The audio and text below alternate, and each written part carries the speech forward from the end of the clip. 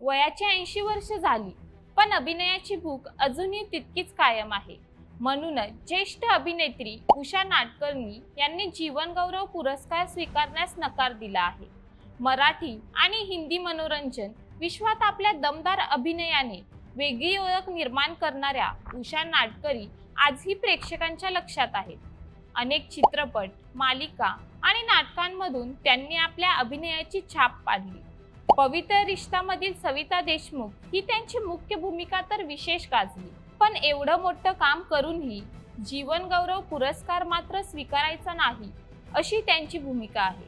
यामागचं कारणही त्यांनी अगदी स्पष्टपणे सांगितलं आहे. उषा नाडकर्णी यांच्या म्हणण्यानुसार वय वाढलं आहे, पण म्हातारे झालो नाही. त्यांना अजूनही काम करायचं आहे, नव्या भूमिका स्वीकारायच्या आहेत. त्यामुळे जीवन गौरव पुरस्कार घेतल्यावर आपल्या प्रवासाला पूर्णविराम मिळाल्यासारखं वाटू शकतं, असं त्यांना वाटतं. विशेष म्हणजे त्यांच्या घरात पुरस्कार ठेवायलाही आता जागा उरलेली नाही, असं त्यांनी मश्किलपणे सांगितलं. मात्र या वक्तव्यामागे त्यांच्या कामाबद्दलची जिद्द स्पष्टपणे दिसते. उषा नाडकर्णी यांनी आपल्या संघर्षाची आठवणही सांगितली. त्यांच्या कारकिर्दीतील पहिली कमाई अवघी 25 रुपये होती. एवढ्या छोट्या कमाईपासून सुरू झालेला त्यांचा प्रवास आज 80व्या वर्षापर्यंत पोहोचला आहे.